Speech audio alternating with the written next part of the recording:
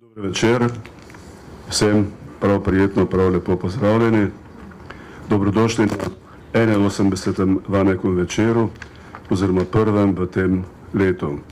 Naj mimogrede takoj dodam, pripravljamo že tudi naslednje, za naslednje mesece, ampak o tem seveda sedaj ne bi. Spomnite se verjetno vsi ali pa vsekakor mnogi, tudi tukaj prisotni, da smo v minulem letu imeli med drugim v gosteh na enem od spomladanskih Vanekovih večerov častnega profesorja Ljubljanske univerze, doktorja Dušana Pluta, ki nam je takrat predstavil svojo, lahko rečemo, življenjsko delo Ekosistemska družbena ureditev. Današnji Vanekov večer oziroma današnji razgovor lahko mirno dodamo, rečemo, da predstavlja komplementarno nadgradnjo tega, o čemer je govoril v minulem letu dr. Plut oziroma njegovega tega velikega dela Ekosistemska družbena ureditev. Pravzaprav svojevrstno dopolnitev. Zato tem bolj z prav posebnim zadovoljstvom med nami in v skupnem imenu pozdravljam izrednega profesorja dr. Andreja Lukšiča. O njem, o dr. Lukšiču, Andreju Lukšiču, kajti ne tako dolgo nazaj sem bil vprašan, ti, a v gosteh boste imeli Lukšiča? Ja, ampak je ta spraševalec mislil enega drugega, tudi profesorja na isti fakulteti. Pa je bilo treba pojasniti, da bo naš gost Lukšič, ampak Andrej Lukšič.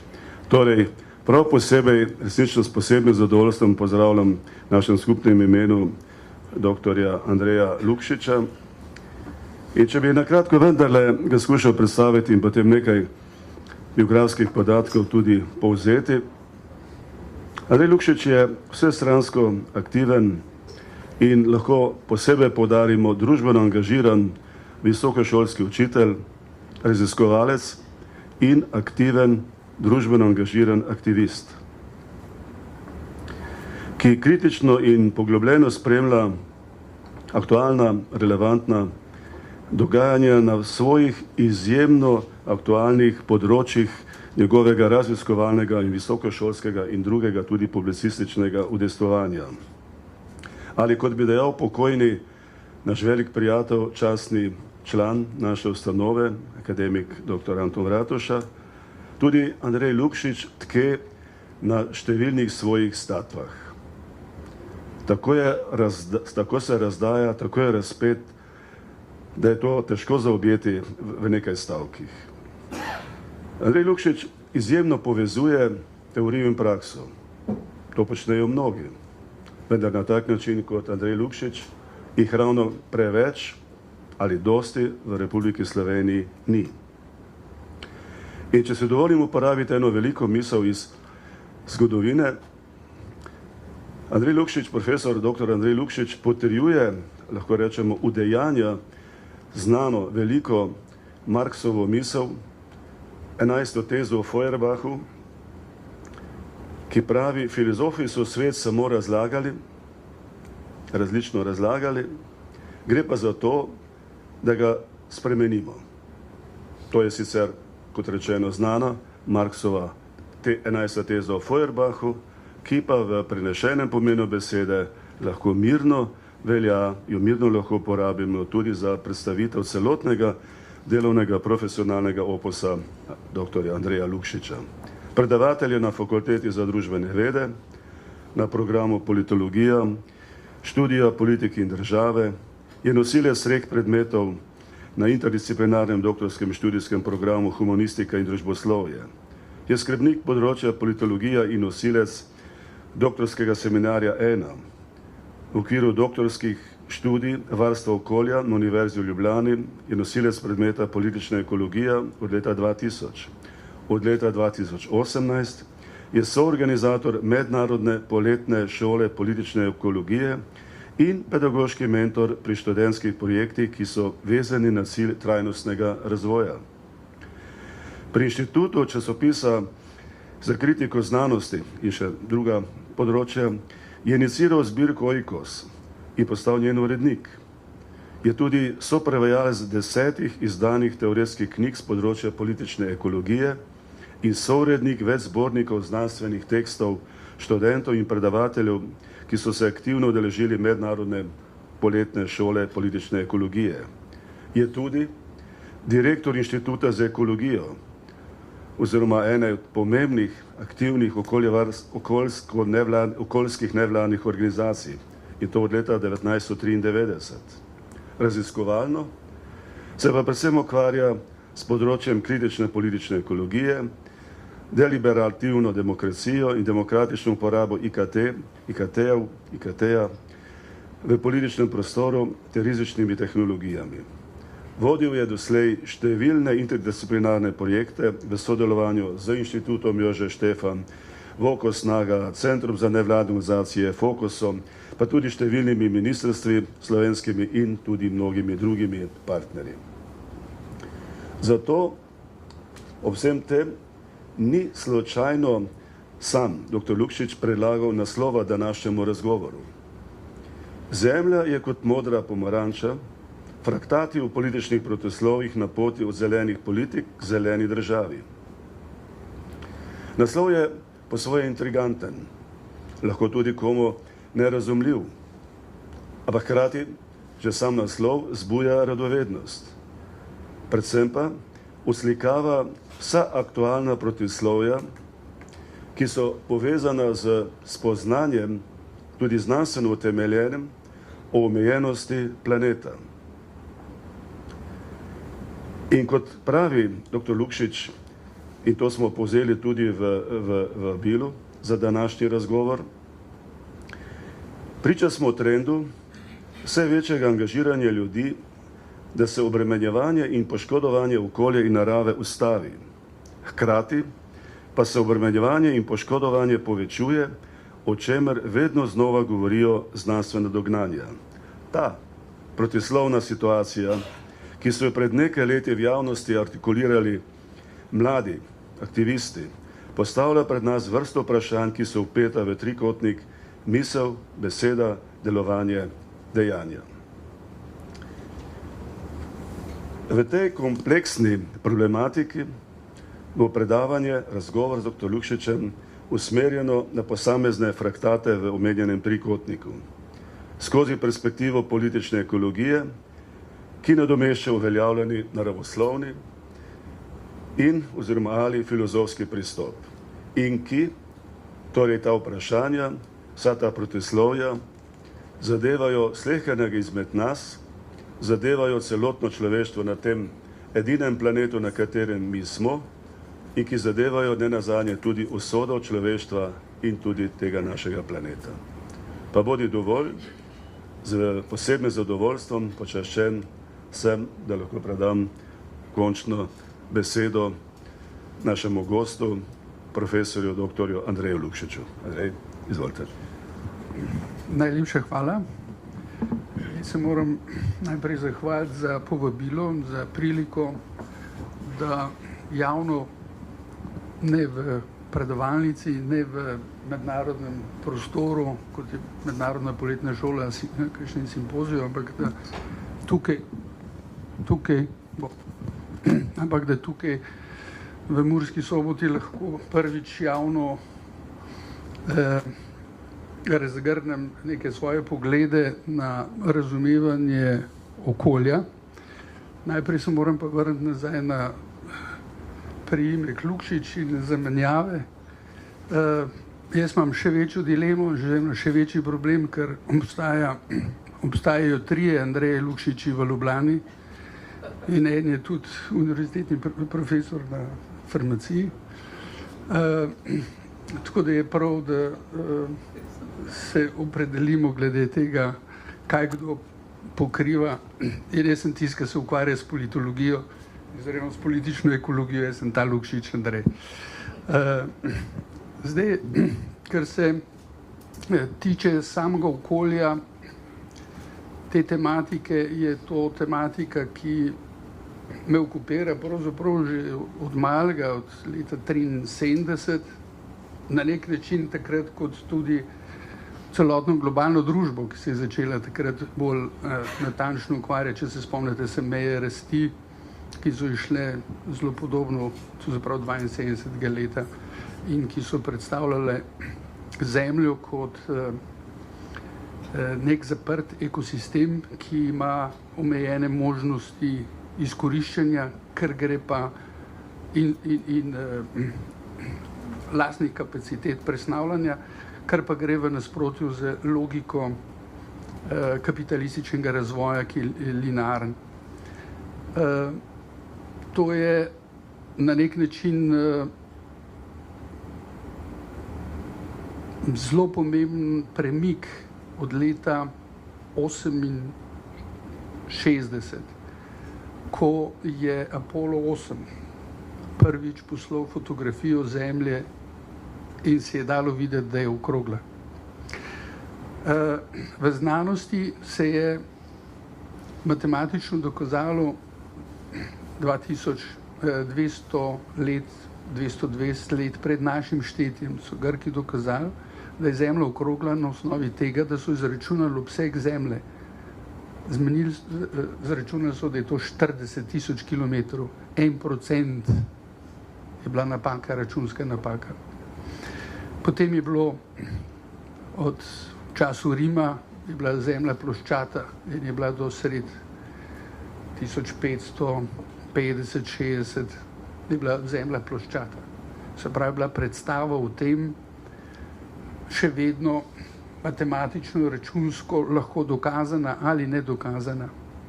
Potem pride Galileo, odkriva in seveda tudi drugi odkrivajo, da je Zemlja okrogla, da se vesolje drugače organizira, in od takrat naprej imamo še vedno samo matematične predstave. Skratka, da je znanost producirala ali filozofi sproducirali nekaj, kar dokazuje, da je Zemlja okrogla. Šele potem, leta 1968, smo lahko vsi videli, da je Zemlja pač res okrogla.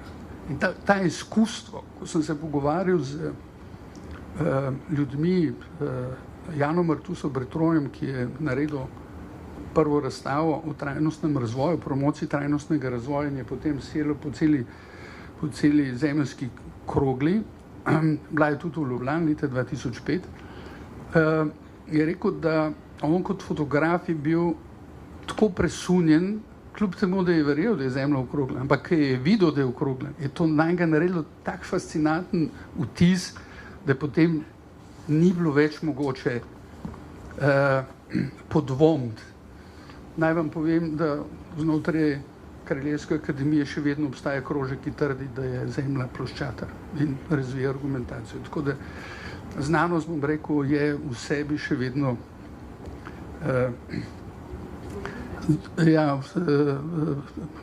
v sebi goji različne predstave o tem, kljub temu, da na osnovi izkustva, posredovanega skozi fotografijo, verjamemo, da je Zemlja okrogla. Zakaj je to tako pomembno? Neposredna fotografija, da je Zemlja okrogla, je naredila globalni premik v človeški zavesti.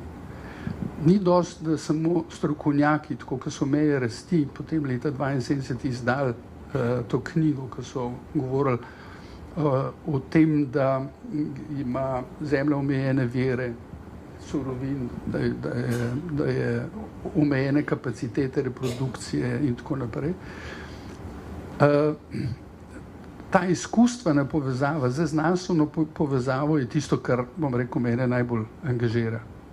Če takoj prenesemo, bom rekel, na slovensko izkušnjo, vam bom povedal eno Majda Potočnik, županja Rečice ob Savinji, je objavila tekst 16. decembra, objavljen tekst 16. decembra v delu Beseda ni konj.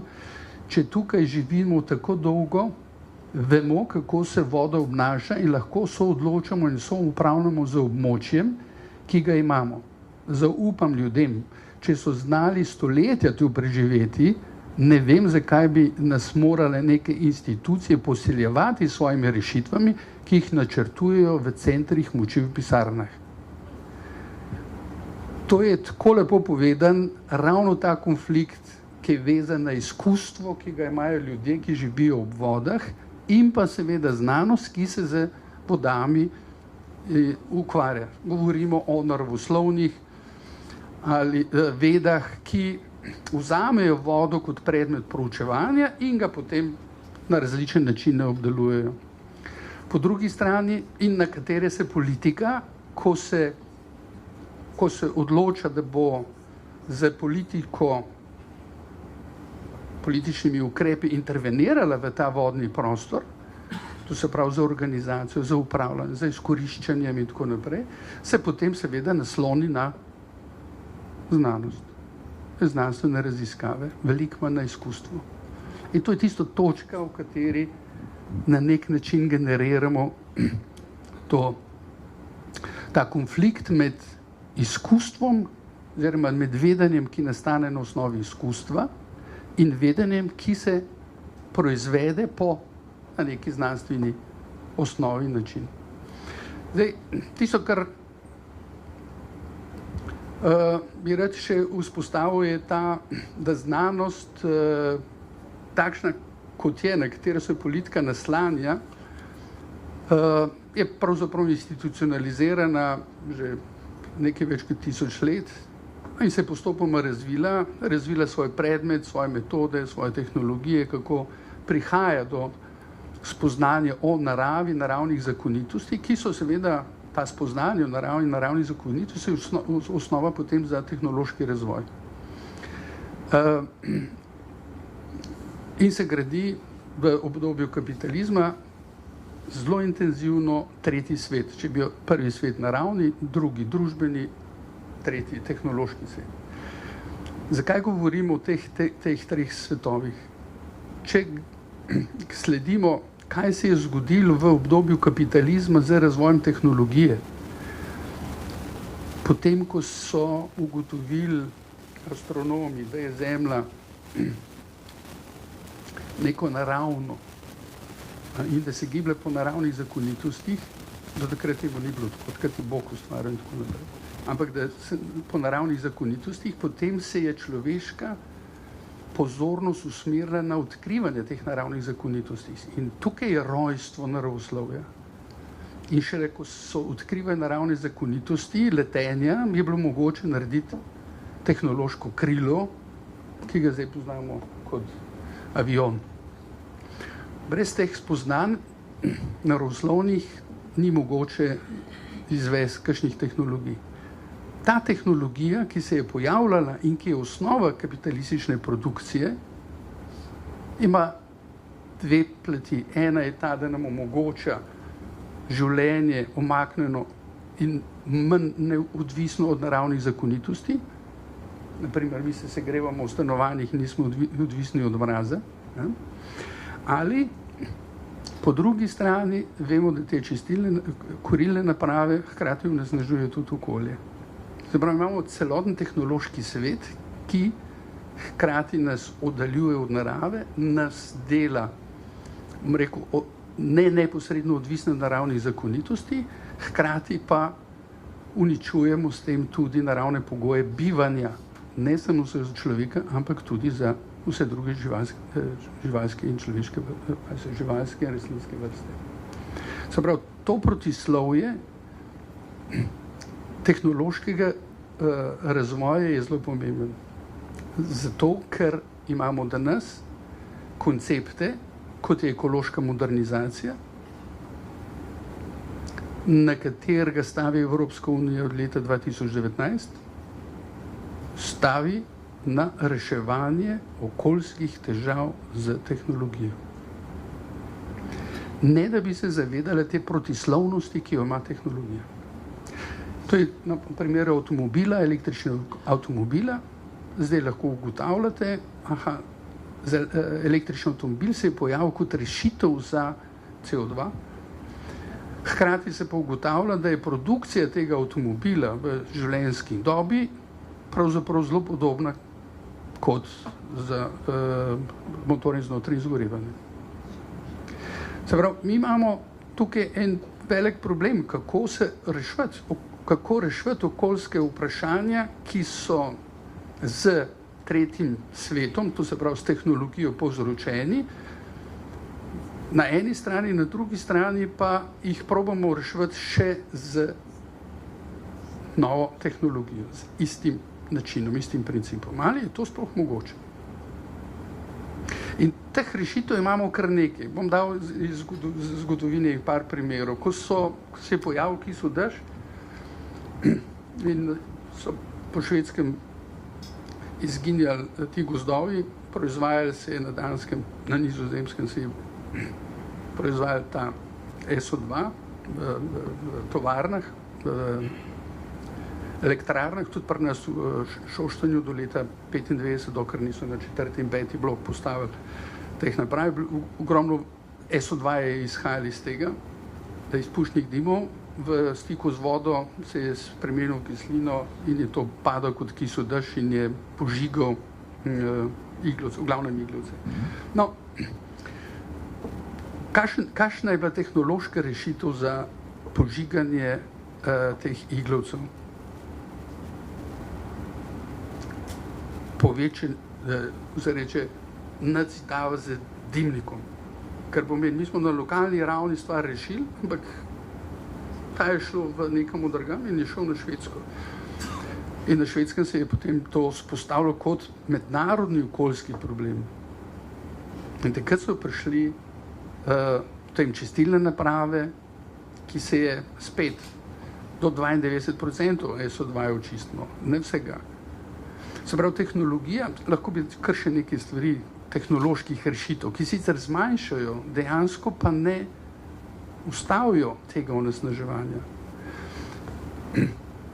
Če bi šli pogledati različne področja, bi šli pogledati področje energetike, to, kar sem zdaj gledal, če bi šli pogledati področje prometa, to, kar smo govorili o avtomobilu, če bi šli pogledati še kakšne druge tehnološke rešitve za okoljske probleme, bi ugotovili, da od takrat, ko se globalna družba, tudi nacionalne države, zavzemajo za politike, kjer probajo ustavljati te trende, jih probajo samo ustavljati in zmanjševati, ne pa odpravljati. In to, kar se dogaja in to, kar je mlado generacijo zelo razkurilo, to so zdaj stari od 15 do 25 let, ko so rastli v izobraževalnem sistemu, ko so jim govorili, kakšni trendi se pojavljajo glede njihovih možnosti za nadaljno bivanje na tem planetu. Na eni strani, na drugi strani so bili pa soočeni z politikami in z ukrepi, ki ne zmanjšujejo v globalu, se trudijo, zmanjšujejo, ampak ne ustavljajo tega trenda, v masi je pa tega onesnaževanja čedalje več, kar jih rine v ekodepresijo, v ekostres. In če bi brali bolj podrobno Greto Thunberg, kako je ona doživela ta notranji stres, kot 14-letnica, mislim, da je ona pol leta izginila iz šole, zaradi tega, ker ni znala razrešiti tega notranjega konflikta.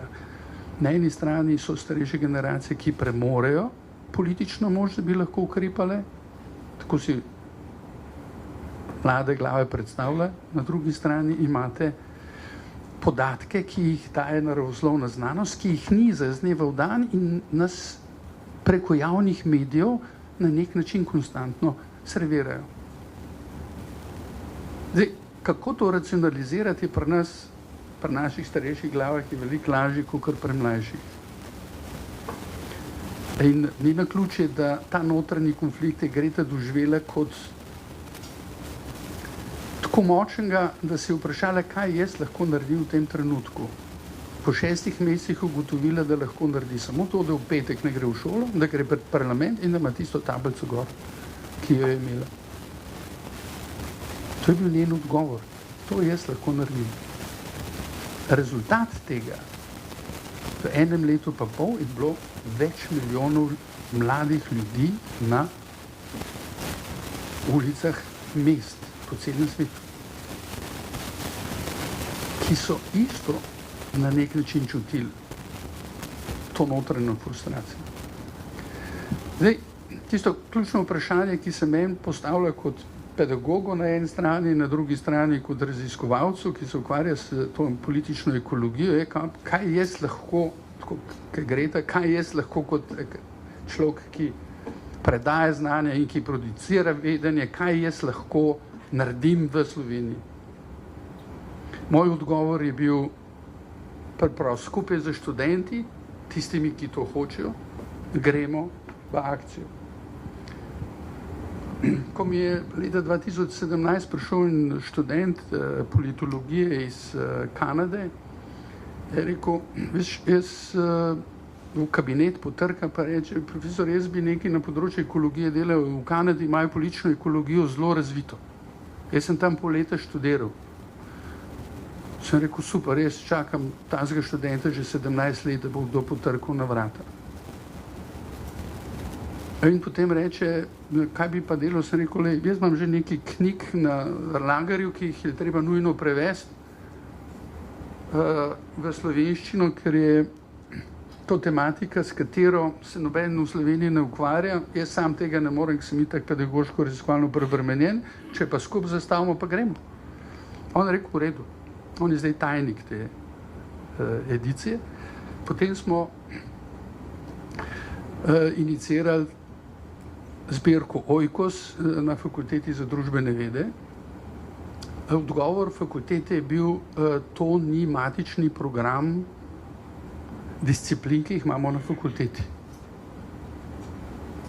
Sem rekel, v redu, če temu ni tako, potem bomo šli pač na Inštitut časopis za kritiko znanosti in to je bila čas študentska založba, izdaja časopis za kritiko znanosti, potem smo rekli, ok, če bo to pri študentih neka podpora, gremo pa tja ustanoviti. In smo se zmenili in smo od leta 2018 prevedli 10 takih knjig, teoretskih, ki govorijo o tem, kako politologi gledajo na področje okolja. Politologi. In zdaj pridemo na ti zadnji stavek. Politologi gledajo na področje okolja drugače kot naravoslovci in drugače kot filozofi ali humanisti. Bistvena razlika je v tem, da se naravoslovci ukvarjajo z naravo in odkrivajo naravne zakonitosti in še kaj drugega v naravi.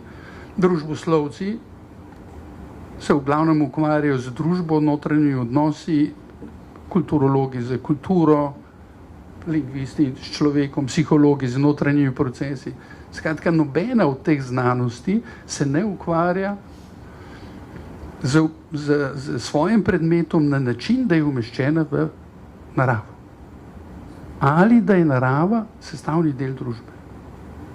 Se pravi, predmet naravoslovnih, humanističnih in družboslovnih disciplin je abstrahirana in izune narave. Tako kot kapitalistična produkcija sama abstrahira. Ona vzame naravo kot danost, iz katere lahko črpa, ekstrahira surovine, dobiva energijo in potem predeluje s pomočjo delovne sile, predeluje v produkte, ki pa prodaja na trgu.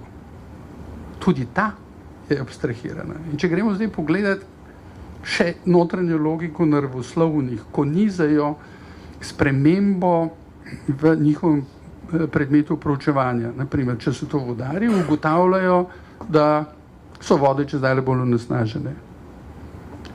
In potem ugotovijo, da to onesnaževanje prihaja od človeka, ki je gorvodno, naprimer, postal tovarno.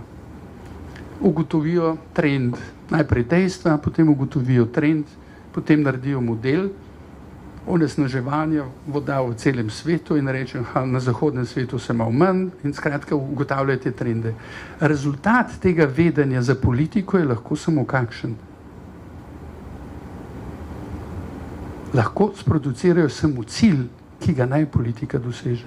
Se pravi, ustavi ta trend in katere ukrepe mora doseči, če se ta cilj doseže.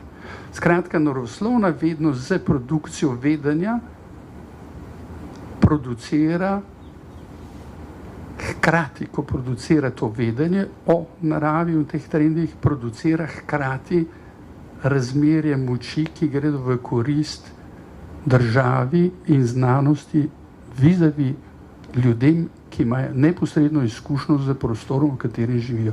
To je, kar se vode tiče. Ja? Se pravi, mi imamo zdaj nastavljeno celo stvar tako, da imamo znanost, ki raziskuje, oblikuje strokovne podlage za politiko, politika na osnovi teh strokovnih podlag, kjer se določeni cilji, sprejema ukrepe. Pa gremo pogledati za promet, pa gremo pogledati za energetiko, pa gremo pogledati za stavbe. Zdaj imate koncept trajnostne, koncept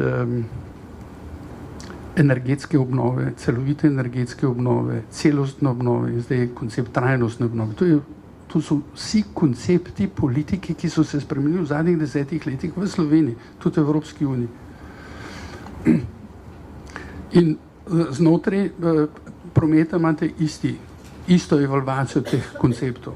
Znotraj izobraževalne politike imate najprej koncept varstva okolja, potem so ugotovili, da varstvo okolja, da generacije, ki so šle skozi usposabljanje v varstvo okolja, niso usposobljene, da bi bile sposobne misliti probleme, okoljske probleme. Potem so šli v trajnostni koncept desetletje trajnostnega razvoja. Od leta 2005 do 2015 je OZN razpisal desetletje koncepta trajnostnega razvoja in so vse šole probale, posebno v zahodnem svetu, probale se glajšaltati z temi, pa v isto smer svoje programe na tej ravni. Potem pridemo z podaljšanjem tega in leta 2019 pridemo do novega dokumenta Education for Sustainable Development 2030, kjer radikalizirajo tudi koncept trajnostnega razvoja. Čeprav danes v politiki še zmeraj govorijo o trajnostnem razvoju kot modelu. Evropska unija je ta koncept že zapustila in šla je na ekološko modernizacijo. Pri nas v naših dokumentih in še danes v politiki še zmeraj govorijo o trajnostnem razvoju. Zakaj? Zaradi tega, ker je trajnostni razvoj se je izkazal kot problematičen v zadnjih 20 letih in ne ustavlja teh okoljskih trendov, o katerih sem prej govoril. Ekološka modernizacija je koncept razvoja, ki se je razvil znotraj 80 let. Mislim, da je tlele politika okoljskega diskurza. Hajer govori o tem, kako se je uveljavil na Nizozemskem ta koncept ekološke modernizacije. In je zdaj preko okoljske agencije v Evropski uniji prišel v Evropski parlament, kljub temu, da je Evropska komisija, ta nova, ni bila za to. Evropski parlament pripravil osnovo za to, da se ta program izhodišče iz tega je NEO, načrt za okrevanje, kaj je preživel, okrevanje, skratka. Ja. No, in ta koncept za sabo potegne tudi finančne sredstva. Če se spomnite, kaj je Slovenija prvič poslala v Bruselj, ker je bil mislim, da je bil 1% samo predlaganih projektov sprejet v Bruslju kot tistih, ki odgovarjajo konceptu NEO. Zakaj? Zaradi tega, ker tisti, ki so odločali o tem, niso vedeli, da je Evropska unija naredila že radikalno obrat stran od neoliberalnega koncepta in šla v ekološko modernizacijo. In ta ekološka modernizacija za sabo pomeni tole. Dialog z različnimi partnerji, zato imate uživitev socialnega dialoga, imate uživitev civilnega dialoga, kar pomeni sodelovanje z nevladnimi organizacijami, gibanji in tako naprej. Ta prostor se odpre. In tukaj, bom rekel, v oblikovanje politik vstopa tisto izkustvo, o katerem smo prej pogovarjali, ki je zapostavljeno. In v Sloveniji za novo vlado prihaja do tega. Vi nimate debate o tem, da socialni dialog bomo pa ukinili. Ne, vzpostavili ga bomo, prejšnja vlada ga je ukinila. Ravno tako z nevladnimi organizacijami. Prejšnja vlada na primeru voda, če se spomnite, zato je bil referendum, je hotela okoljske nevladne organizacije zriniti iz odločevalskega procesa da bi z svojimi pogledi, izkustvi, če šteje pa z novimi koncepti, lahko vstopali v oblikovanje politik, ciljev in seveda tudi ukrepov in podzakonskih aktov in tako naprej. Se pravi, mi imamo v tem trenutku možnost v Sloveniji, ali bomo okoljske težave, probleme, ki jih imamo na različnih področjih in ki so zdaj odprti, na področju prometa, na področju vzgoja in izobraževanja, na področju gradnje hiš, na področju kmetijstva, na področju energetike, na področju agronomije oziroma kmetijstva. To so vsa ta področja, ki so prepoznana kot skozi podnebni diskurs, prepoznana kot tista, ki največ prispevajo k CO2, k segrevanju podnebja. No, to je hegemonski koncept, podnebna sprememba, hegemonski koncept na globalni ravni. Da vam zagrenim življenje, obstaja ob tem, kako se človeška vrsta povezuje z naravo, to se pravi to razmerje, ko misli človeška vrsta v odnosu do narave, obstajajo več kot 15 okoljskih konceptov, diskurzov, ne en sam, 15. In civilne družbene organizacije, gibanja zagovarjajo enega ali drugega od teh, ko vstopajo v odločevalski proces, ko se danes v Sloveniji odloča v področju energetike ali v področju ceste. Kar pomeni, bom rekel, da imate vi konflikt med akterji, ki so nosilci različnih diskurzov. Sistemsko zgeneriran, nastavljen konflikt za to, da se nič ne odloči. Koncept odločanja na področjih teh policy, imamo koncepte, ki je znotraj oblikovanja politik, je sistemsko stvar, komunikacijski proces tako nastavljen, da pride samo do, jaz ti bom povedal, kaj je prav, drug ti bo, jaz ti bom povedal, kaj je prav, jaz ti bom povedal, kaj je prav, in potem imate nešteto možnih variant, znotraj katerih se politika odloča za odločitev neodločanja. To je odločitev neodločanja politike. In mi imamo, bom rekel, mi smo v tej točki. Rešitev za to neodločanje sta dve. Ena je ta, da tiste, za katere misliš, da nič ne vejo ali nočijo, jih odrine stran odločevalskega procesa. To je bil problem z vodami. Rečemo, nevladna organizacija vas ne rabimo, civilno družbo vas ne rabimo, lokalno skupnost vas ne rabimo, tisto, kar vi veste, je brez veze in bomo na strokovnih podlagah bomo zgradili ta pravo politiko. Mi se bomo tako odločili. Se pravi, to je v smeri avtoritarnosti. Ja? Drug koncept je, da nadgradimo obstoječo liberalno-demokratsko ureditev z novimi komunikacijskimi formami, ki bodo omogočili vstop različnih akterjev z različnimi diskurzivnimi rešitvami v medsebojno komunikacijo. V tej točki imamo vprašanje, kako peljati komunikacijski proces, da se ne bojo ljudje skregali. Odgovor je, komunikacijski proces mora biti postavljen po konceptu deliberacije, dekonflikcije. Kaj pa to pomeni? Imate vi različne poglede, način, na katerega smo se mi učili od vrtca naprej, je argumentativni način mišljenja.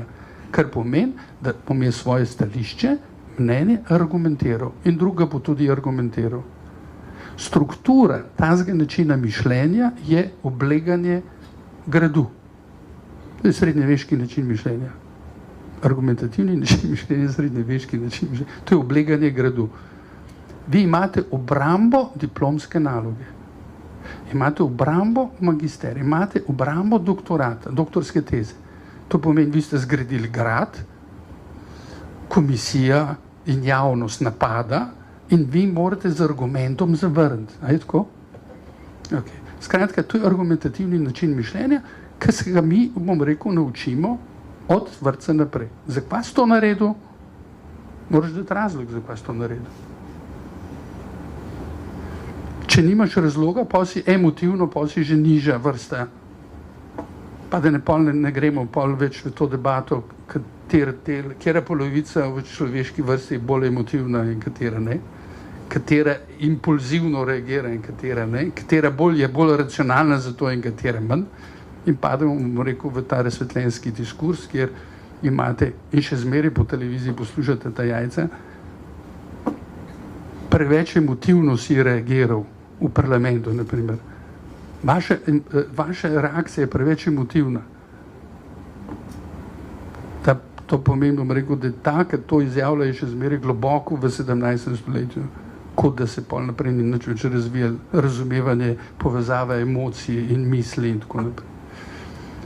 Pri takem človeku je fajn vprašati samo, a ti, ki si na ohceti ali pa na rock koncertu, lahko pomisliš na kakšno misel, sprav, kaj je drugo razpoloženje, lahko pomisliš na nekaj, kar ni ustrezno temu razpoloženju, ker res. Ja, se pravi, da so emocije in misli imajo neko drugo povezavo kot to ločeno. Ampak ok. Skratka, mi imamo zdaj problem, kako dizajnirati komunikacijski proces v novih komunikacijskih formah, ki bodo omogočali drugačne rešitve, kot si jih predstavljajo akteri, ki so vstopili v ta komunikacijski proces. Kar pomeni, da imamo opravka z kolektivnim kreiranjem novega. Knjiga Design Pluriverzum govori o tem. Se pravi, kako dizajnirati. To ni gre za kompromis, tle ne gre za kompromise. Kompromis je sestavni del liberalno-demokratskega barantanja. To imate ta problem, ena stranka bo malo popustila pri eni stvari, druga stranka bo pa malo, in potem je ta kompromisne, ali pa malo popustimo. Tle gre vse na razmerja moči. Kaj lahko ti ponudiš za to, da tudi tle je treba imeti politično kreativnost. Ampak tukaj ne govorimo o novih rešitvah, ki so rezultat kolektivnega udejstvovanja. In če gremo korak naprej, to niso nove stvari. To mi prakticiramo v nekaterih primerih. Bom dal primer, kako je nastal uredba za ustanovitev TRŠ, to je prav Ljubljana, Tivoli, Šišenski hrib, pa Rožnik. Na oddelku, mislim, da je za okolje, so dobili pač nalogo, da je pač to treba narediti, ja, in da je treba pač napisati predlog uredbe. Saj veste, to je, če vzamete to kot pravnik, boste to v 14 dnevih naredili, pa še pred, če ste izurjeni. In potem rata procedura. No, celoten komunikacijski proces, ki je bil v ozadju, je tekel 3 leta, pa še pred tem je tekel več let. Z vsemi akterji. Tam imate, mislim, da je 1600 lastnikov gozdov. Če si kakšen župan ali pa kakšen šef oddelka reče, s tem se moram iti pogovarjati naslednji. Se kar za glavo prime. Potem so tam športna društva, skakalnice, pa so tam biologi, ki čuvajo en prostor, pa je živalski vrt, potem je čat. Živalski vrt je hotel se razširiti, čat je hotel se razširiti. Pa imate tam Bajer, zdaj, ki je glavna atrakcija novega filma, ne? Tako tisti na Bajerju se dogaja, druga sezona. Imate ladjarje noter, imate ribiče noter, imate kmete. Skratka, ogromno interesov. In seveda predstav, kako bi oni znotraj tega istega prostora razvijali svojo dejavnost. Da ne govorimo o športnih društvih, ki teče čez Rožnik ali organizirajo kakšne pohode, karkoli. Komunikacijski proces je bil zastavljen, tako bom sam en primerček dal, naprimer za Bajer. Ledarji so, tisti, ki delajo modelčke ladijske, so rekli, mi bi ta Bajer imeli, ribiči so rekli, mi ga že imamo. Mi že skrbimo za to, vi ste introduriti, vi ste tisti, ki hočete nam nekaj vzeti, ker po debati, ki je šla v tej smeri, je rekla, v redu, kdaj boste vi spuščali te ladice? Reče, ja, v sobotah, jaz se zdaj izmišljam, to ne vem, če ampak v sobotah, nedeljah, dopoldne, ne pred 10, takrat, če bo sonce in tako naprej. Še rekel, v redu, mi takrat nekamo že ribe loviti, ne? In pa so lepo zaconirali in so dali v uredbo, dokdaj in kje uporabljajo ribiči ta prostor in dokdaj modelari. Dokler vi silite nekoga, da maksimalno, da mu date možnost, da maksimalno napne svoje zahteve za uveljavljanje svojega interesa, potem boste imeli zmeri konfliktno situacijo. To konfliktno situacijo vi lahko onemogočite, da greste v čas in prostor. Kar pomeni, bom rekel, da sebe začnete omejevati z časom in prostorom. Kdaj boš ti res? Rabiš res 24/7 na razpolago? Ja, ne. Se pravi, dajmo pogledati, kdaj ti rabiš, kdaj ti ne porabiš. In na ta način se je organiziral celoten krajinski park. Tisto, kar je še pomembno, mora biti omeniti, je to, da je tam nov vir pitne vode v krajinskem parku. In ko je Voka rekla, kako naj to zaščitimo, sem rekel, s tem, da se je med temi različnimi akterji oblikovala ista miselna predstava, kako bo ta prostor uporabljen, nobenemu ne bodo dovolili, niti najbolj avtoritarnemu županu, ne bodo dovolili, da bo kdorkoli v to interveniral. In to se vidi, naprimer, pri gozdovih, pri sečneh. Ni šans. Nima noben sistemske moči, da bi to mentalno predstavo, ki je tako zgrajena, podaril. In ni. Kar pomeni, bom rekel, da znamo te stvari delati.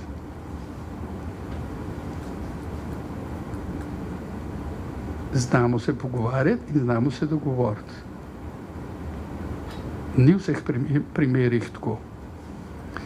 Zdaj, kadar imamo opravka z različnimi okoljskimi diskurzi in tako naprej, na ravni države je to veliko težje. Ampak z samoomejevanjem, z vodeno debato po konceptih deliberacije, kjer gre za inkluzivnost, kjer ne gre za invalidiranost, kjer gre za kreativni proces oblikovanja novih mentalnih predstav, v katero prispevajo vsi, pa nobeden je ni imel v glavi takrat, ki se je usedel skupaj, da bo to predebatiral. Potem pridemo, bom rekel, seveda tudi na izključujoče protislovne situacije, ki so sistemske ali so še kakšne druge.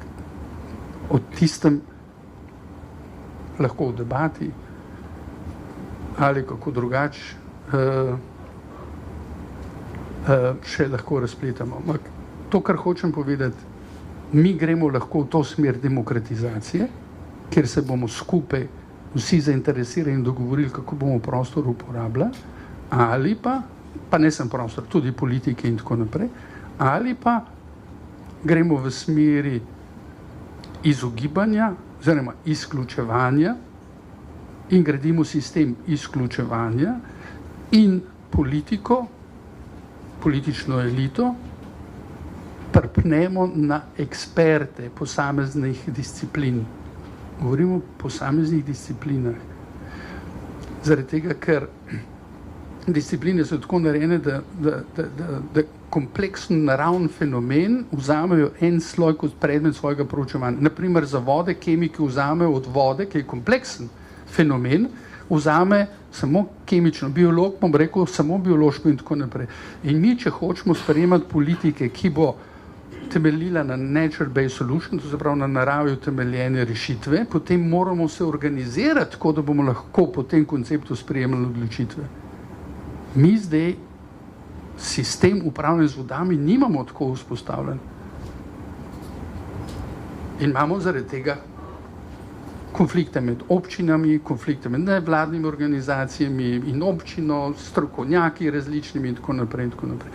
Temu se reče, jaz temu rečem kot politolog, da so to sistemsko generirani konflikti, ki jih je mogoče razrešiti na sistemski način, na način, kot sem ga prej povedal. Bom na tej točki naredil piko, drugače bi lahko bil utrujajoče predolg. Hvala.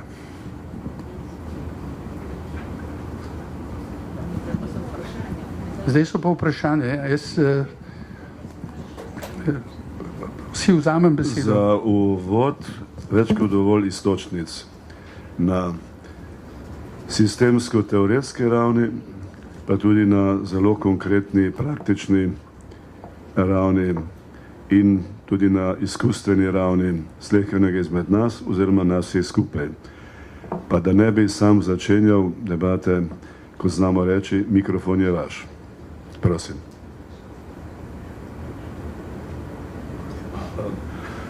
Kolega Lipič, izvoli. Karel Lipič. Ja, lep pozdrav. Sem tudi član programskega sveta fundacije dr. Vaneka Šiftarja. Gospod Vanek Šiftar me takrat, ko smo ustanavljali to fundacijo, nekako tudi takrat malo zadolžil za varstvo okolja, zato tudi nekako se moram pohvaliti. Zdaj, seveda, zelo pomembno je, da to današnjo predavanje dr. Andreja Lukšiča iz tega vidika, ker je to zelo aktualna tema. Mi bomo to temo imeli tudi na 27. dvodnevnem strokovnem posvetovanju v Moravskih Toplicah, ki bo 11. in 12. aprila in bo tudi v panel vodil pri dr. Lukšič kot okoljska komunikacija. Ta okoljska komunikacija, jaz ne bi šel v detalje, ker je že on o tem precej govoril, je zelo pomembna. Jaz bi samo rekel v zgodovinskem pregledu, da nekako z okoljem, varstvom okolja sem se začel ukvarjati že tudi davnega leta 70, in če ne drugo sem prevzel klube OZN od dr. Danila Türka, klube OZN Slovenije, in tam je bilo že precej ekologije. In pol pravzaprav, če bi sešteval, sem več kot 50 let na področju varstva okolja, če ne drugo sem poznavalec stanja na področju nevladnega sektorja. Leta 1992 pa sem ustanovil Slovensko ekološko gibanje kot nevladno organizacijo, ampak zdaj o tem ne bom govoril, ampak bi predvsem govoril o tem, kako pomembno je, da smo v slovenskem prostoru pred našo osamosvojitvijo v prejšnji Socialistični republiki Sloveniji že imeli zelo poudarjeno področje varstva okolja. Nekateri se boste spomnili, da je takrat delovala Zveza društva za varstvo okolja in one se nekako orali ledino tudi v času socializma. In prvi predsednik je bil Matej Bor kot pisatelj in je že takrat upal, takrat na oblasti je tudi marsikaj reči, če ni bilo kaj na področju varstva okolja v redu. Zdaj seveda ta stvar je šla pol naprej in prihod, tu pa smo se pol z Andrejem prvič nekako srečala tista zgodna 90. leta, ko sem jaz soustanovil Slovensko ekološko gibanje leta 1992, on je bil pa takrat tudi že aktiven na področju nevladnega sektorja, poleg svojih profesorskega, in smo nekako ravno v slovenskem prostoru želeli stvari premakniti naprej. Takrat je tudi v slovenskem prostoru prišel Soroš skozi REC, regionalni center za srednjo-vzhodno Evropo. Mi smo se leta 1992 ustanovili, leto pozneje fundacija Monotera in tako naprej, tako da je na področju nevladnega sektorja ta trenutek v Sloveniji približno 200 aktivnih organizacij.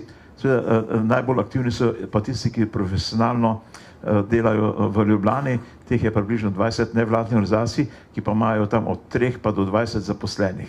No, ampak tu je včasih tudi problem, v nevladnem sektorju zelo radi govorimo o političnih strankah, na področju varstva okolja zelo malo pa govorimo, da so problemi tudi med nevladnimi ali pa celo tem, kako nekatere nevladne okoljske organizacije razumejo to komunikacijo. Namreč, zakaj to poudarjam, ker bom tudi vprašanje zastavil dr. Lukšiču. Zelo pomembno je, da se v nevladnem sektorju zavedamo tega in da gradimo tudi neodvisno strokovno izhodišče. Zdaj, v naši organizaciji smo, če ne drugo, 27 let imamo dvodnevne strokovne posvete v Moravskih Toplicah, tudi letos bo 11. in 12. aprila, kjer združimo stroko, gospodarstvo in pa politiko in iščemo strokovne rešitve.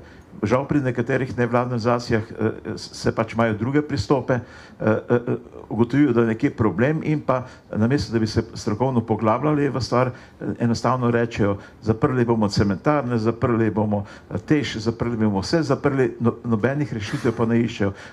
Ogromno je problemov v slovenskem prostoru na področju tega varstva okolja, ki pravzaprav se nekako poriva ob stran, ampak to ne zdaj samo te vlade, ampak tudi vse vlade nazaj, tako leve in desne, so področje varstva okolja imeli vedno kot nek privesek, nekaj pač, kar mora biti in noben od teh ministrov, ki so bili od Jazminška naprej, ni imel samostojne možnosti, da bi lahko varstvo okolja tudi uveljavljalo v slovenskem prostoru. Zdaj, seveda stvar gre tako naprej, da pri nekaterih stvareh, ki so v predalu, jaz, kot vidim, da so veliki problemi so na področju sevanj, ioniziranih, neioniziranih sevanj in so pravzaprav tabu tema, o kateri se malo ali pa ne sme govoriti, to področje neioniziranih sevanj, ko so vpliv daljnovodov baznih, 5G, Wi-Fi in mobilnih operaterjev aparatur na zdravje ljudi, tudi zaradi zastarele zakonodaje 27 let. Drugo se pa področje ionizirane sevanj, to je pa zdaj zelo aktualno. Stvar, ali bomo gradili nuklearko z 2400 megavati, ali bomo, kdaj bomo zgradili in tako naprej. In tu pravzaprav jaz sem zelo žalosten, da je stroka poštena odpovedala in njim je samo do tega, da čim prej zgradimo nekaj. V številni odgovore, ker imamo tudi status društva javnega interesa, tako za gradnjo odlagališča visoko radioaktivne odpadke, za srednje nizko radioaktivne odpadke in za podaljšanje nuklearke za 20 let, posod je Zveza ekoloških gibanj bila aktivna, ampak problem je v tem, da obljube, kje bo lahko civilno-družbena gibanja sodelovala pri javni razpravi, ker zdaj že v politiki, tudi zadnjič SDS kar dala predlog, bomo pa že v času EU volitev imeli referendum za drugi blok. Ne da bi imeli argumente za ali pa proti, ne da bi omogočili, kdo in kaj se bo soočal v javnem prostoru, pač nekateri po hitrem postopku hočejo te stvari speljati. In tu ta komunikacija med zainteresirano javnostjo nevladnega sektorja, pa tudi stroke in pa tisti, ki so pod močnim lobijem, moram reči, da žal ugotavljamo, da 10 milijonov evrov letno nameni jedrski lobby, Gen energije pa drugi za promocijo druga bloka skozi medije, skozi vse politične stranke, tako skozi leve in desne, da bi prišli do cilja. No in to je tisto, kar me nekako skrbi in tudi vprašanje pol za dr. Lukšiča, kako pravzaprav bi mogel biti organiziran nevladni sektor vis-a-vis politične volje, ne oziroma se je to prejšnja Janševa vlada, ki itak ni marala nevladnega sektorja, ali zdajšnja, ki sicer ga mara, ampak selektivno ga mara, pač odvisno od koga, pa tako naprej.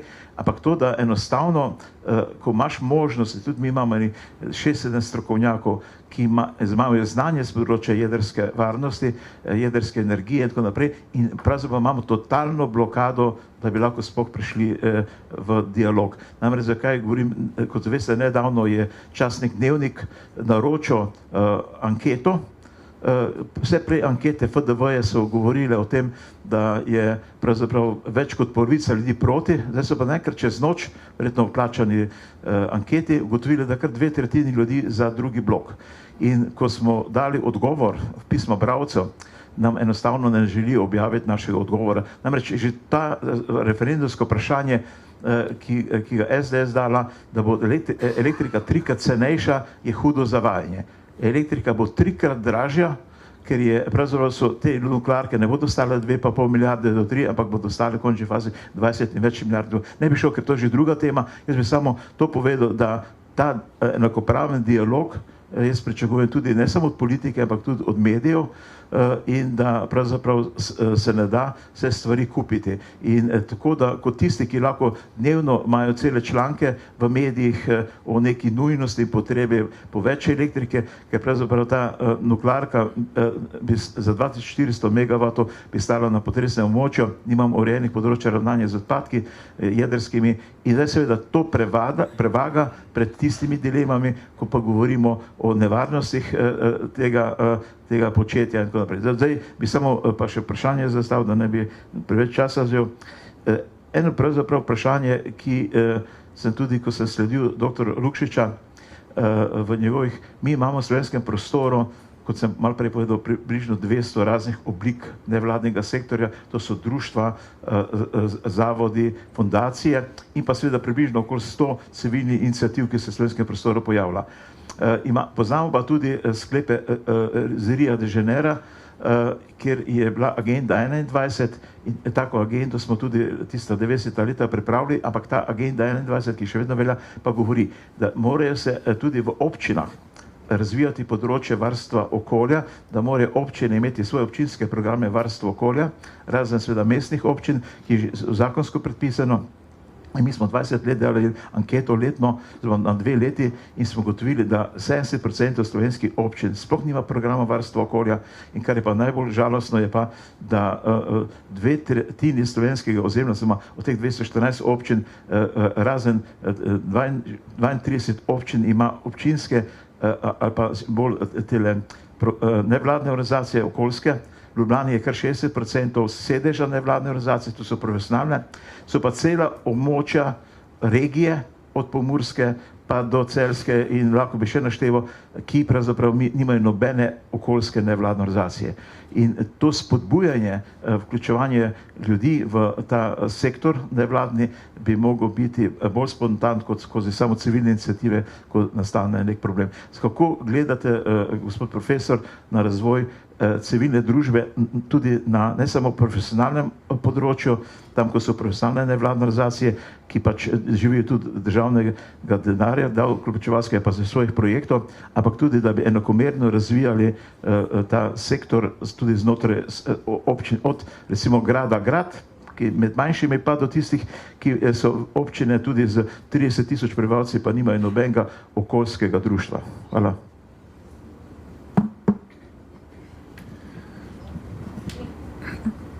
Karel, najlepše hvala za vprašanje. Verjem, ne bom odgovoril na nobeno od tvojih vprašanj. Zaradi tega, ker so tako obsežne in rabijo res veliko. Bom pa poskušal. Prvo vprašanje, ki se mi zdi zelo pomembno in je vezano na policy, to se pravi na politiko, energetsko politiko, to, kar si govoril. Pri energetski politiki imamo tole vprašanje. Kakšno hierarhijo tehnologij bomo postavili za proizvodnjo električne energije? Kakšno hierarhijo? Kjer bo na prvem mestu? Ali je to učinkovita raba energije, torej megavati, da bomo najprej razvijali v narekovajih tehnologijo, s katero bomo porabili manj električne energije, kot jo porabimo danes za zadovoljitev svojih potreb. Naprimer pomivalnega stroja, avtomobilov in tako naprej. Okay. Ali bo javnofinančne sredstva namenila za razvoj teh tehnologij, kar pomeni, da bomo s tem prišparali električne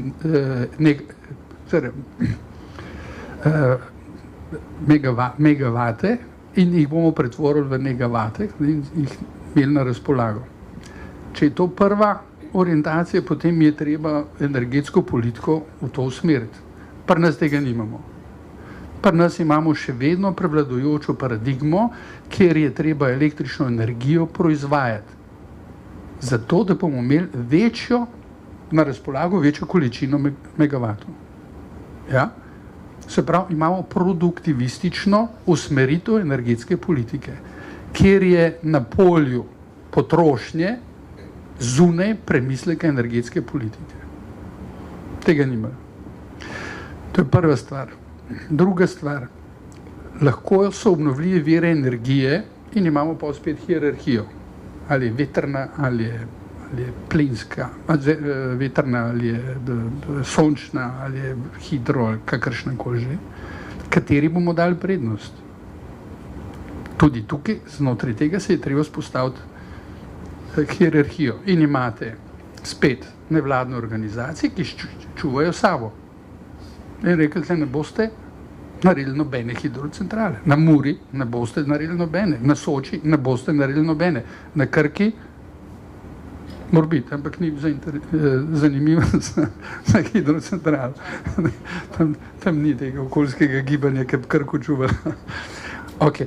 Skratka, imate spet civilno-družbene organizacije, ki varujejo reko. kot ravno in imate ne samo eno društvo, imate različna društva. Imate od ribičev, imate vodarje, imate biologe, ki čuvajo ekosisteme in tako naprej in tako naprej. Skratka, kar pomeni, bom rekel, da se iz teh različnih nevladnih organizacij oblikuje neka koalicija, ker je skupni cilj je, da bojo to ščitili pred kom? Pred tistimi, ki hoče v ta prostor postaviti nekaj, kar oni nočejo, to je hidrocentrale. Kakršne koli. To se pravi, en odgovor je, kako se oblikuje ta naravovarstvena oziroma okoljevarstvena diskurzivna koalicija, ki je proti tistim, ki hočejo investirati v področju energetike ali področju turizma ali česar, so ti proti. Zaradi tega, ker človek intervenira v obstoječi ekosistem, ki je problematičen. Kaj je v tem diskurzu problematičnega?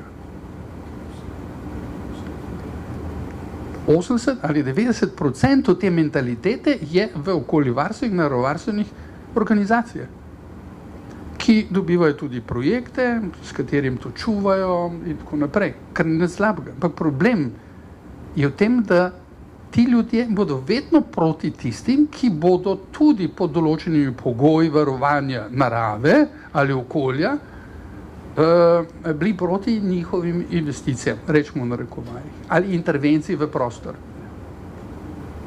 Se pravi, kaj je problematičnega v tem? Glejte,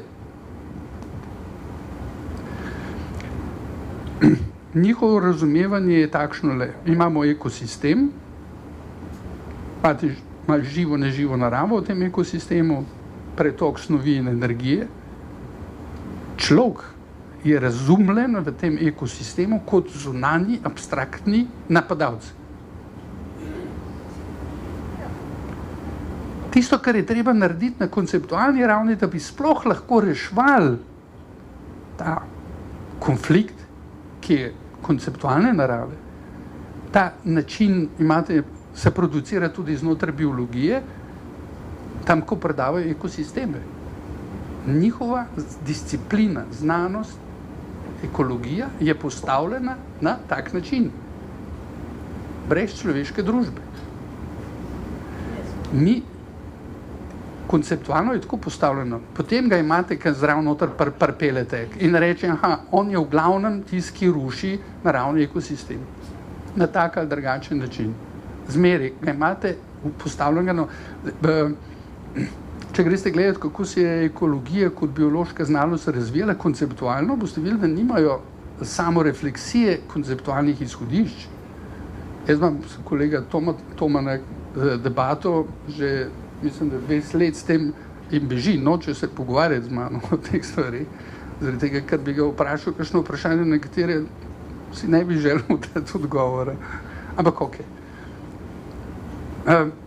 Delam tudi z biologi, ki na tak način razmišljajo, so doktori znanosti.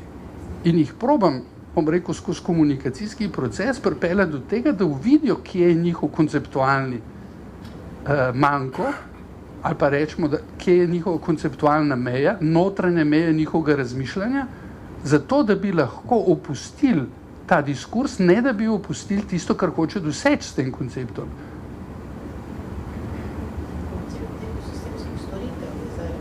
Ja, ok, to je, bom rekel, financializacija ekosistema. Ja, financializacija. Ja. Teodor Kačinski. Ja. Kam bi ga dal? Kam če ga dati? No, ker se mi zdi, da Teodor Kačinski bi on je rekel, ne, gremo ven, ne vem, anarhisti, primitivisti, pa ne vem vse, da on je pošiljal bombe okrog me, da vsi, ki so tehnologijo razvijali, ne, tehnologija nam toliko škodi, da nam dela več problemov kot turisti. Ta nivo, v katerem ti razprava, se mi da točno to. Ja, ne, nič se ne da. Vsaka tehnologija je odveč. Na tej ravni tega dialoga. O tem govorim. Ja, in tle imate vi miselne predstave, kako ohraniti naravo, to je en način. Skratka, noben ne sme intervenirati v ta prostor, ki ga mi branimo. Debato, ki smo prej rekli, ko se odpre komunikacijski proces med različnimi pogledi, prva predpostavka je to, da je vsak akter, ki vstopa v komunikacijo, mora biti pripravljen se odpovedati svoje lastni miselni predstavi, ne da je bo branil in napadel druge. To je prva predpostavka. Ja? Se pravi, da šele takrat lahko začnemo dizajnirati nekaj novega, kar ni bilo v glavi nobenemu prednji vstopal v komunikacijski proces. Torej, to se učijo študentje? Ne, se ne. To še ni nič. Jaz sem imel samo enkrat predmet leta 2007, ko smo imeli debato pri enem predmetu, sem naredil test. Ko sem jim predlaval ta debata, je bilo tako, da so študenti sami izbrali problem, o katerem hočejo razpravljati. In takrat je bila velika debata, oziroma za njih problem, kako parkirati avtomobile okoli fakultete, ki ni bilo parkirišč, ki so hodili na predavanje. In potem je bilo vprašanje, kako ta problem razrešiti. In eni so rekli, razrešili ga bomo tako, drugi so rekli, rešili ga bomo tako. Postavili so se dve skupine, pro et kontra, in so debatirali 1 uro pa pol. En je to debato vodil. To, kar ima vsak dan po televiziji gleda, pro et kontra. Rezultat po 1 uri in pol je bil kakšen?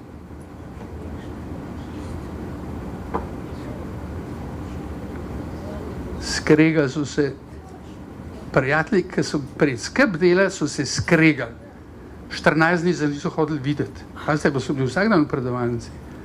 Na koncu je prišlo do te debate, bomo povedali, po 1 uri in pol debate, argument za, argument proti, je prišlo do česa?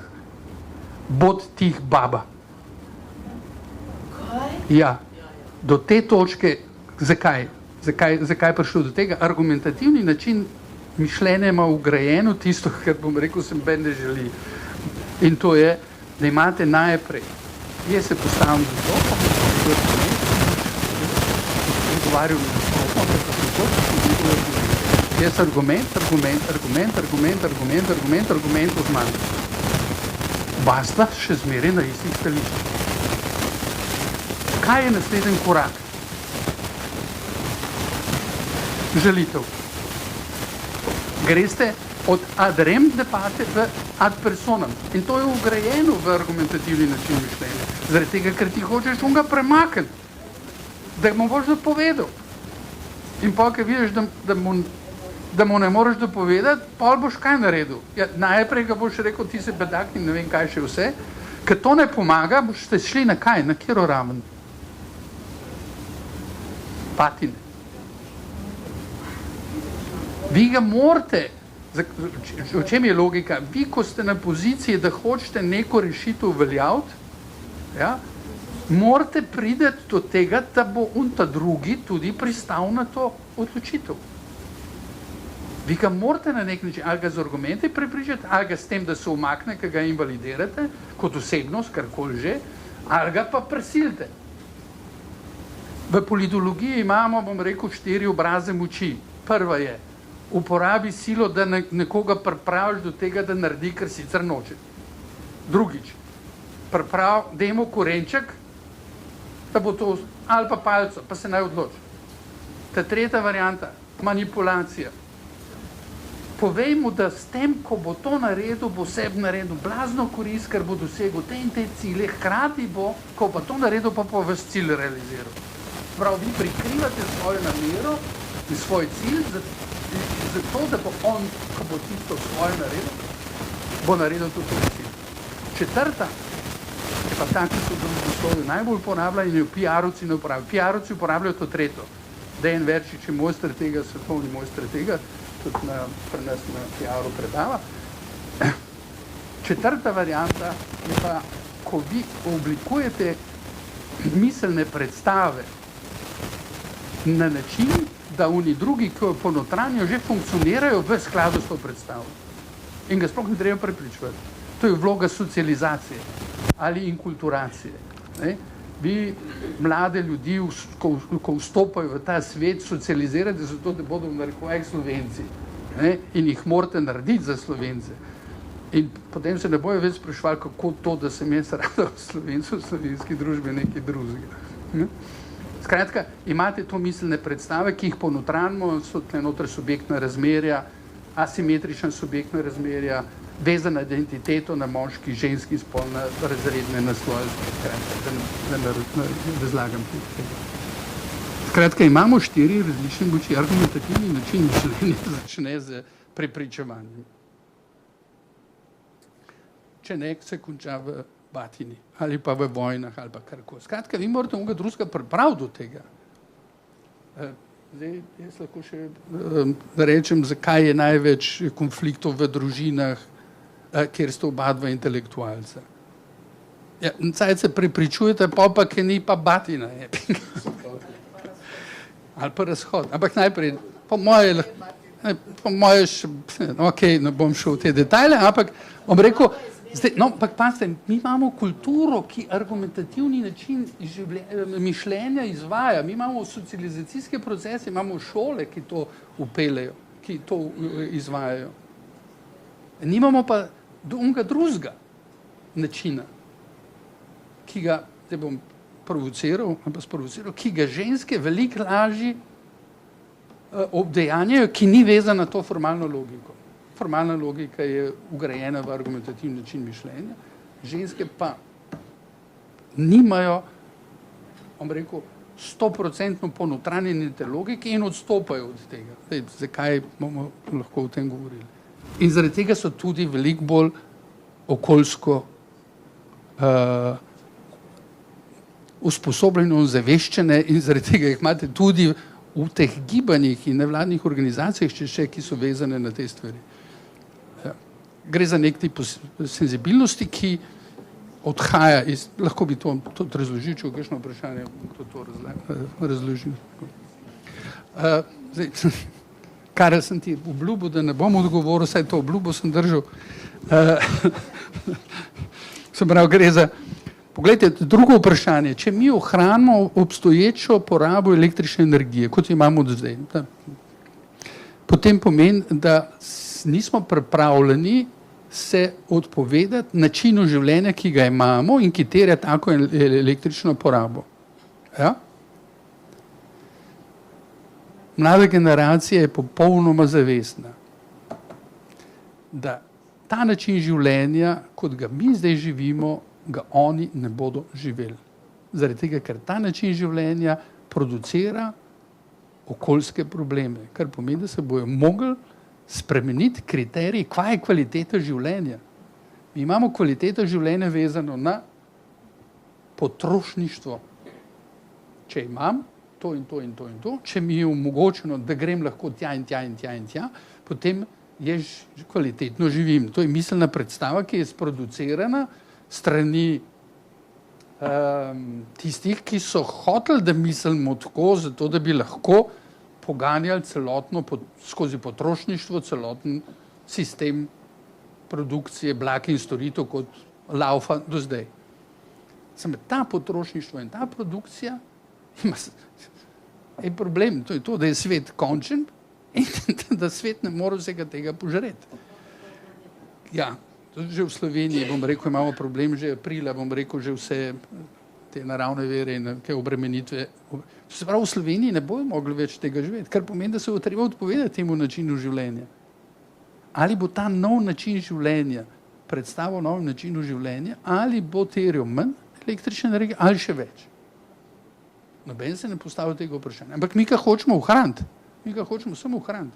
In to je tiha predpostavka, v katero noče živ Bog ugrizniti. Lansko leto, ko je bilo vprašanje te velikih energetskih skokov v cenah, ne? Kaj je bila skrb vseh držav? Da ne bi bili potrošniki in državljani preveč obremenjeni s temi velikimi skoki in zato je ogromno javnofinančnih sredstev šlo za pokrivanje teh razlik. In seveda tudi podjetjem. In če se spomnite, kaj mi premijer je rekel, državljani boste na varnem, podjetja se naj pa znajdejo. Ja? Tako da vidite, da pri tej vladi imamo državljani prednost pred gospodarstvom. Po njegovi izjavi, jaz sem tako rečem. Če te izjave ni bilo v prejšnjih predsednikih. Zdaj lahko bom rekel tudi stvar manipulacija, ki ta zgaba, klej bila je. No, skratka, to je to drug problem, ki se ga ne načenja. Ta tretji problem je ta, kako se oblikuje te okoljske diskurzivne koalicije. To sem prej pokazal. Koliko je tistih, ki hočejo, bom rekel, realne probleme misliti na področju energetike. Koliko je tistih in na kakšen način organizirati komunikacijski proces, da bodo sploh lahko prišli do soočene različnih predstav in da se bomo pa lahko odločili na referendumu za eno ali proti. Tisti, ki zdaj za referendum navijajo brez debate, onemogočijo demokratično izmenjavo, tisto, kar sem prej rekel. Hkrati se pa hočejo izogniti konfliktu, ki je velika nevarnost, da lahko vanjega zapadno. Ampak kljub samo je danes v vladi pripravljenost, da se gre v to debato. Zato so oni referendum umaknili, zato da se bo ta debata lahko odpeljala. Imate drugo politično skupino, ki reče, ne, mi zdaj smo že zmagali, brez veze, treba sem še na referendum, kar pomeni, bom rekel, da za neposrednim izglasovanjem s pomočjo oblikovanja javnega mnenja preko javnih medijev dobijo kakor večino, ki se bo na referendum izkazala, se bo, se ne bo, kot upriti jedrski. Ampak hkrati ne bomo mogli postaviti nobenih drugih vprašanj, ki niso samo tehnična. Se pravi, tehnično vprašanje, ali ja za jedrsko ali ne za jedrsko. Mi bomo pač to vzeli zdravo za gotovo in bomo pol naprej živeli na star način. Ker pa ne vem, če bo mlada generacija hotela to. Ne vem, kako se bo stvar odtehtala. Tudi to ne vem. Ja? Tako. In mi vstopamo zdaj, mislim, da je ta beseda sprememba, transformacija. Problem je v tem, da zdaj nimamo nobene več politične sile, niti v Evropi, niti v Sloveniji, ki ne bi bila za spremembe. Vsi hočejo spremembe, vsi hočejo transformacije, no, vse postal, vseh podsistemih, vsi zgovorijo transformacije. Ključen problem je, po katerem miselni predstavi se bo ta transformacija zgodila in kako globoko bo šla. Mi lahko zamenjamo sem vlado, eni si želijo sem to, da sem vlado zamenil, eni hočejo, bom rekel, spremeniti samo policy, energetsko policy, se pravi neke stvari znotraj energetike. Eni hočejo spremeniti še vse druge politike, ki neposredno vplivajo na CO2 in te podnebne spremembe. Te tretji hočejo spremeniti celoten politični sistem v smeri ali avtoritarnosti ali v smeri večje demokracije. Tretji, bom rekel, hočejo in zagovarjajo že večjo stopnjo avtonomije proizvajalcev, delavcev, ki hočejo vstopiti v upravljavske strukture. Vem, imate demokracijo, ekonomsko demokracijo in tako naprej. Eni pravijo, tako kot Dušan Plut reče, kapitalizem tako, kot funkcionira, ni šans, mi rabimo ekosocializem. Kako do tja prideti? Če že imamo to kot moralni cilj, pa končni cilj, pa nek cilj. Kako do tja prideti? Ali zgraditi znotraj liberalno-demokratske ureditve posamezne korake, ki gredo v tej smeri, to govori ta v zeleni državi, Eckersley, in graditi to koalicijo, ali, bom rekel, si predstavljati, tako, kot smo do zdaj revolucije delali, skočiti na pozicijo oblasti, pa potem vse reformirati, od ekonomije, privatno lastnino spremeniti, v družbeno, državno, kakršnokoli že, skupnostno. Kako narediti to transformacijo, zato da se ta razmerja moči, institucionalna, tudi strukturna, spremenijo in da bo skupnost lahko s tem okoljskim izzivom. Tudi to je zdaj vprašanje, če gre res samo za človeški faktor, ki vpliva na podnebne spremembe. Tudi tukaj se v Sloveniji zdaj v javnih medijih, v pismih bralcev že pojavljajo, pa niso to skeptiki, so tisti, ki realno so vezani z znanosti, ampak nekih drugih znanosti, ki niso bile vključene v ta model podnebnih sprememb. Se pravi, če gremo zdaj pogledati, vidimo, da se vse treze. Vsi podsistemi se hočejo spremeniti, bolj ali manj radikalno, v globino in bolj manj ekstremno. Imate vse in tisto, kar mene kot politologa zanima, je vprašanje razmerja moči. Katere politične grupacije, civilno-družbene grupacije so tiste, ki bodo delale koalicijo za ohranitev, za spremembo, ohranitev na kateri ravni oziroma za spremembo do katere ravni. O tem se zdaj pogovarjamo. To je tle noter pridejo in stranke, in nevladne organizacije, in potrošniki, in gospodarstvo in tako naprej. Ekološka modernizacija kot koncept stavi seveda na to, kar je Karel rekel, to, kar se vseh že lep čas bori, da se treba pogovarjati z različnimi družbenimi strukturami, ki lahko skozi debato pridejo, kako izideti iz tega. Ne morate sam čuvati nekaj pred nečim drugim. Ne vemo, kakšne so rešitve. To se pravi, da se je treba odpreti drugemu načinu mišljenja in komuniciranja, kot je sedaj obstoječi. Profesor, Andrej, kako bi komentiral v tem okviru, se na to navezuje tezo, trditev, ki se pojavlja in pri nas in tudi širše v mednarodnem okolju. Zeleni prehod mora biti socialen in pravičen.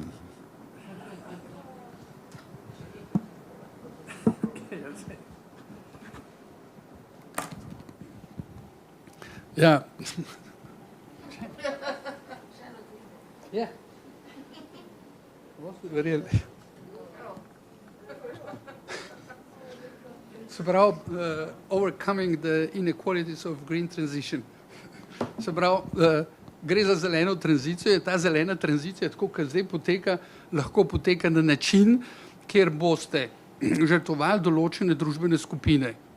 Ali so to ljudje, ki so na obrobju, pa boste tam dajali okoljsko obremenjujoče ali pa tehnologije, podjetja in tako naprej.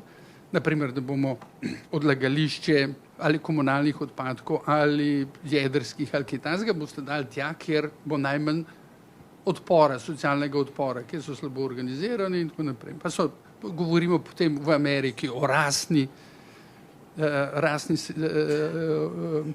ali razredni, ali lahko govorimo tudi znotraj mest o ženskih, ki so ženske samohranilke in tako naprej, tudi to skupino imate. Se pravi, govorimo o okoljski etiki. Okoljska etika pomeni, pa je usmerjena v to, da je treba bremena okoljskega poškodovanja in tveganja distribuirati na način ali kompenzacij ali enake distribucije in tako naprej. To je okoljska. Ekološka etika se ukvarja z vprašanjem, kako naj človeška vrsta ravna, da ne bo druge vrste bile s tem na škodi. Zapravi, imamo dve etike. Mi zdaj govorimo samo o okoljski etiki. V glavnem samo o tem. In ta pravičnost, zelena transformacija gre samo za to, da se redistribuira. Kar pomeni, če hoče to narediti, pomeni, da morate odločevalski proces, ko se sprejemajo te odločitve, odpreti in vključiti tiste, ki bodo neposredno prizadeti zaradi okoljske škode ali rizika ali kaj takega. In tukaj se spet nazaj vrnemo jedrski centrali. Tle imamo še en problem. Kaj? Kje? Ta kanal je na Luni. Aha, v Ljubljani. Okay. Tle bomo lahko, rekel, kakšno rekli. Ampak gremo raj na to, ker se mi zdi ta bolj zanimiva jedrska. Cenječ, veste, v Ljubljani, bom tako rekel, v Ljubljani imamo toliko pitne vode na razpolago, da to lahko zdaj vse tisto poplavamo vmes še zmeraj dosti vode. Zato pa mi pijemo tako s pesticidi. Ja, ok, to je drug problem, kako to narediti, da je ne bi. Ja, tle vprašanje pitne vode, ja, smo imeli tudi o Apačah, smo imeli debato pred leti, ker nas je župan angažiral, kako naj svoj razvoj občine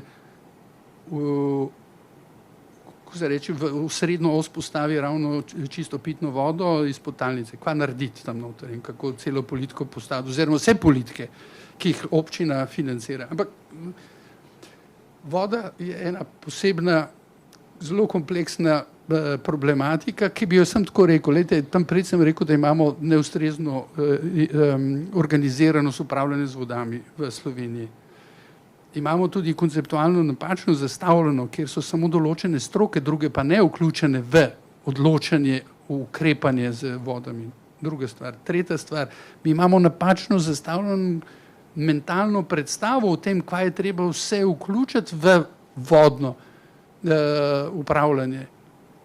Jaz sem na 3. kongresu zdaj o vodah, ki smo ga imeli blizu Ptuja, jaz sem tam zagovarjal koncept hidrodružbenega prostora, ki šele omogoča interdisciplinarnost in različne akterje znanosti in tiste ljudi, ki živijo v ta koncept šele omogoča, da pridejo ti različni akterji v medsebojno komunikacijo.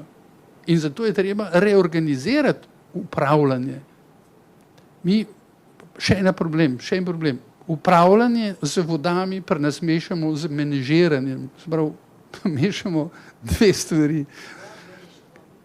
Ja, to je stroka, ki je edina, ki se zdi, da je poklicana in je bila. Pa ste zgodovinsko gledali, če greste zgodovino v 20. stoletju, da boste razumeli kontekst, v 20. stoletju ste imeli vi energetiko kot ključni gonilni mehanizem gospodarskega in družbenega razvoja. V 20. stoletju, ko je Nikola Tesla postavil na Niagari prvo hidrocentralo, je 30 let kapital sam investiral v privatne hidrocentrale. Z novim New Dealom je država v Ameriki začela odkupovati te in je država vodila, je bila državna lastnina, država vodila.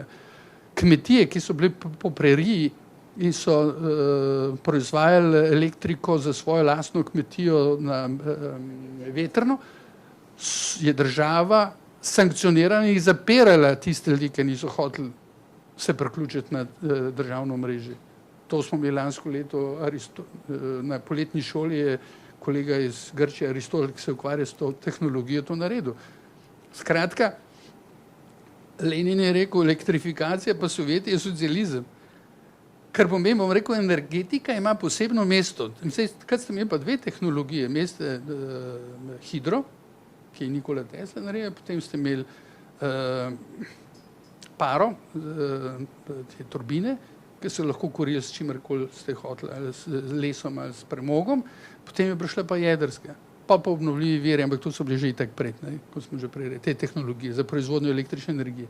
In država je mogla se odločiti, če hoče imeti gospodarski razvoj, industrializacija je bila ključna za razvoj in socializma in kapitalizma v 20. stoletju in ste imeli energetiko, ki je imela posebno mesto. In vodna proizvodnja električne energije na vodo je imela posebno mesto. In ti strokovnjaki so bili zelo gor vzeti v državah, še več v državah, ko je prišlo do dekolonizacije in nacionalnega osamosvajanja kolonij, je bilo energetika postavljena v jedro ideologiji nacionalnega osamosvajanja. Skratka, zakaj to govorim? Jaz sem se s tem ukvarjal, ker sem v leta 2002 vodari, se pravi strokovnjaki, ti so me poklicali v društvo, pa so rekli, da ti nam razloži, zakaj nas država nič ne šmergla. Mi smo prej imeli in dosti denarja in smo imeli kaj dela, zdaj pa delamo pa in dajemo te papirje na razpolago, pa delajo po svoje, nič v skladu s stroko. In je bilo treba povedati pač, da v liberalno-demokratski državi se politike ne tvorijo več samo na strokovnih podlagah, ampak tudi na interesnih. Ja, ok, da ne bomo pa naprej šli. Ja, Pejte jih vprašati, boste videli, da so zadovoljni. Ampak hočem reči, to je bila posebna pozicija, razumete, v razvojnem delu 20. stoletja. Ravno tako, kot če vi pristanete na koncept razvoja koncept trajnostne družbe, katera stroka je favorizirana v konceptu trajnostne družbe? Od vseh, ki jih univerza goji. Katera je favorizirana za ekološko modernizacijo?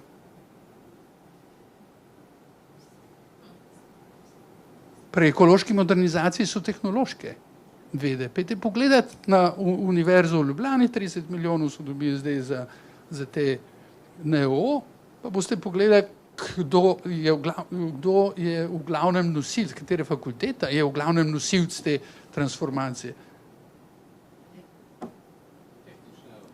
Ja, tiste, ki pomagajo graditi novo zeleno tehnologijo, ki bo še digitalizirana.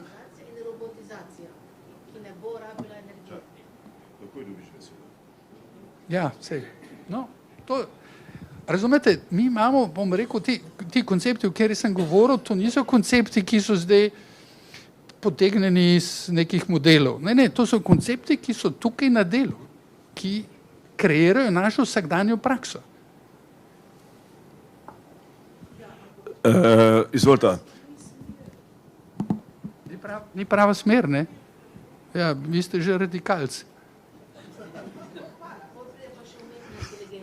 Pa da ne govorim pol, da ste lahko še ekstremist. Ne?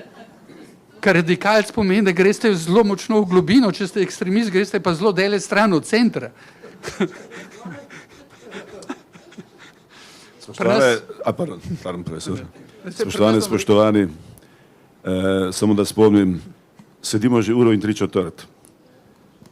Profesor Andrej je v dobri kondiciji, torej ni vprašanje, da bi ne bil pripravljen preveč sam razpravljati, kaj komentirati, tudi odgovarjati na vprašanja, pa vendarle si dovolim poprašati, so še more biti kakšni izzivi, provokacije ali direktno, konkretno ali manj konkretno vprašanje ali vprašanje, o katerem bi naj skupaj razmišljali z profesorjem Lukšičem. Stanka mogoče? Gospa Stanka, ne sliši. Ja, kje je rešitev? No, se zdaj imamo moderatorje, ki bodo hodili novo komunikacijska srečanja in povezovanje. Bomo v našem obljublje preživeli vse bolj tako dobro, kot smo mi? Jaz bom tako rekel, prilika naredita to, ne? Ok, zdaj treba priliko narediti. In jaz zdaj vzpostavljam priliko. In pol statovi se bojo sami pojavili. To je bil, bom rekel, tudi moj motiv, zakaj smo šli prevajati te knjige. In ne boste verjeli, teh knjig noben ne bere. Tudi knjižnice jih noče kupovati. Ja, vse. Kaj jih noče kupovati, jih bomo podarili, ne? Jih bomo podarili. Tako da tisti, ki jih bo hotel brati, jih bo lahko v Murski Soboti dobil. Taktika je bila preprosta. Mi moramo knjige prevesti z enega samega razloga, pa bom dal samo en primer. Mi imamo pojem naravovarstvo in okoljevarstveniki, naravovarstveni, okoljevarstvene organizacije, naravovarstvene organizacije. Mi imamo terminologijo, ki je poploščena. Mi vse pojme, ki se pojavljajo v angleščini in ki so se razvijale v zadnjih 30 letih na področju razumevanja dogajanj v tem svetu in izgrajevanja različnih mentalnih predstav, ki obstajajo tukaj v Sloveniji. Če gremo samo nevladne organizacije pogledati, katerokoli nevladno organizacijo, jaz lahko identificiram kot nosilko enega od okoljskih diskurzov. Pa sem jih prej povedal, da jih je zelo veliko.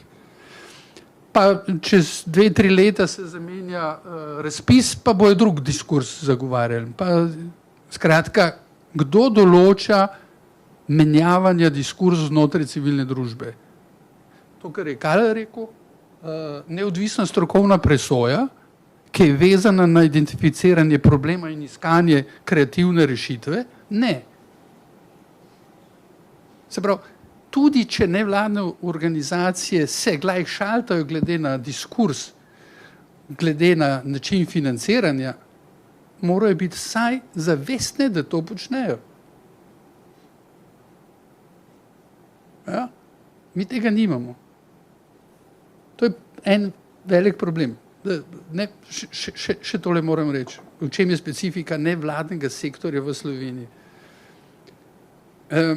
Nevladni sektor v razvitem kapitalistični državi se je začel razvijati v 80-ih letih, potem, ko so Reagan oziroma v Ameriki ugotovili, da država daje preveč denarja za javni sektor.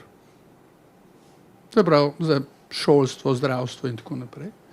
In so rekli tako, mi bomo tako naredili, mi bomo razvili nevladni sektor, ki bo upravljal nujno potrebne, za družbo in skupnost nujno potrebne storitve in financirali bomo samo 50%. 50%. S tem so razgradili državne inštitucije, vzpostavili nevladni sektor, 50%, ostalih 50% naj dobijo s prostovoljstvom ali in s prodajo svojih storitev, tistih, ki jih bo rabil. V Sloveniji ni prišlo do konstituiranja nevladnega sektorja na tak način. Zato imate še vedno nevladni sektor, ne glede na to, kaj se v javnosti pojavlja, da milijarde in milijone dobiva nevladni sektor, jih ne. Ampak jih imate, naprimer v športu imate največ sponzorskih sredstev, mislim, da je okoli 80% vseh sredstev, potem je nekaj malega za kulturo, za okolje mislim, da je 2 ali 3% sponzorskih sredstev, skratka nič. Tudi nevladne organizacije. V tej situaciji so se mogli ljudje, ki so se za to odločili leta 92-93, odločiti, kaj bojo naredili. Ali bojo šli v službo po volontersko popoldne delali, ali bodo se temu posvetili in se bojo profesionalizirali. In potem imate nevladne organizacije, ki gredo v raziskovalno smer, ali pa delajo projekte v evropske projekte, ali pa tako, da sponzorske sredstva naberajo za to, da naredijo en, drug, tretji dogodek v domačem logu. Mi nimamo razvitih fondacij in prispevanja finančnih sredstev za fundacije ali posameznih nevladnih organizacij. Nimamo te kulture razvite. Skratka, mi nevladnega sektorja, tazga, ki ga imamo v tujini, ga nimamo. Ga pa imenujemo in je nasledek neoliberalne politike, ki je hotel razgraditi ta tretji sektor. Mi imamo zelo močen javni sektor, ampak kljub temu imamo politike, ki so vztrajale na krčenju tega nevladnega sektorja. Rezultat tega postopnega krčenja imate zmanjševanje finančnih sredstev za javne zavode, in to znotraj kulture, zdravstva, šolstva in tako naprej. Imate relativno malo privatizacije v teh sistemih, imate še zmeraj robustne sisteme. In je zdaj ključno vprašanje, znotraj zdravstva, kaj bomo naredili, znotraj šolstva, kaj bomo naredili, znotraj kulture, je tukaj še največ teh nevladnih organizacij, SP-jev in tako naprej, še največ. Znotraj sociale, kaj bomo naredili, imate tudi nevladne organizacije, ki te nevladne organizacije nosijo določene koncepte, ki jih ne more javni sektor sam po sebi. To sem prej povedal na primeru založbe. Ena nevladna organizacija, kot je Inštitut časopis za kritiko znanosti, to lahko usrka ob finančnih kalkulacijah in volonterskem delu, tega pa ne more narediti fakulteta, zaradi tega, ker nima kritja za kadrom in tako naprej. Skratka, polovico denarja za produkcijo ni financirana, sem prevod je financiran, vse drugo ni. Skratka, imamo to situacijo, ki jo je treba zdelati.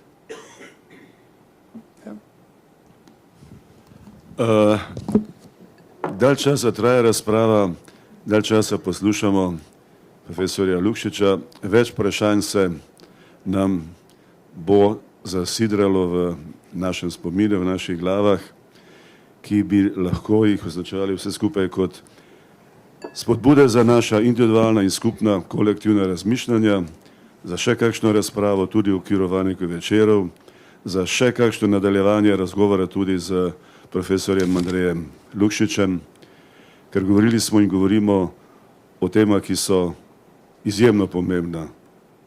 Čeprav se zdijo na prvi pogled morebiti komu, pa ne mislim na nikoga izmed vas, abstraktna, nepomembna, oddaljena od nas, se nas ne tičejo, ampak še kako se nas tičejo. In še kako se bomo morali kot aktivni državljani, individualno in pa sem kolektivno organizirano, vključevati v vse te procese, o katerih je profesor Lukšič govoril. In če si smem dovoliti, ker se mi zdi, da bi lahko, da bi počasi zaključevali današnji razgovor, nikakor pa ne za razpravo o teh vprašanjih oziroma o teh temah, nikakor, ker to bo nas, naše otroke, naše vnuke še dolgo zaposlovalo, željo, ciljem, pričakovanjem, kakorkoli se lahko zdi naivno, to pričakovanje, da bomo uspeli v lokalnem, regionalnem, kontinentalnem in globalnem zemeljskem priti do razumnih, skupnih, sprejemljivih rešitev, pa ne bi nadaljeval v tej smeri, ker če ne, alternativa temu je bila tudi danes omenjena, jo je omenjal že minulo leto dr. Plut, o njej poslušamo mnoga opozorila, ki smo jih poslušali nazadnje tudi ob zadnji tako imenovani konferenci v Dubaju 2023 in še marsikje drugje. Ampak bodi dovolj mogoče za danes. Mislim, da se lahko v našem skupnem imenu profesorju dr. Andreju Lukšiču zahvalim za današnje gostovanje na Vanukovem večeru. Bez najmanjšega kančka dvoma, da bo enako spodbujevalen tudi na srečanju v Moravskih Toplicah, o katerem, tradicionalnem srečanju, o katerem je govoril spoštovani prijatelj, kolega Karel Lipič, in da bo še pripravljen se odzvati kakšnemu našemu vabilu, bodi se za razgovor tukaj v knjižnici, bodi si za kakšen razgovor v vrtu spominov in tovarištva na Petancih. Spoštovani profesor, hvala ti. Omenil si, da bi ta paket, ta kupček knjig podaril Murskosoboški pokrajinski in študijski knjižnici. Mora biti kakšen stavek, vendar, da ne bo izpadlo, da se me zdaj pravni zastopnik ali predstavnik profesor Lukšiča o tem darilu ali po tej pozornosti Soboške knjižnice z upanjem, pričakovanjem, da se ne bo na teh knjigah nabiral zgolj prah, ampak sploh ne prah, ampak da bodo iskano čtivo za nas, pa še marsikoga drugega, ki prihajamo v to našo lepo knjižnico. Prosim. Najlepša hvala. Tale zbornik je zbornik študentskih tekstov, ki so bili na letošnji mednarodni poletni šoli iz celega sveta. Dobite je tudi na spletni strani, zdaj bomo izdali še predavateljski tik pred izidom, se pravi gre v tiskarno in bo čez 14 dni tudi dosegljiv, drugače so pa to v obliki PDF-ja dostopni na Mednarodna poletna šola politične ekologije od leta 2018, pa tam lahko te zbornike dobite predavateljske in študentske. So v angleščini, zaradi tega, ker je pač predavatelji, znanstveni jezik je angleški, čeprav v Sloveniji ni, je tudi slovenščina.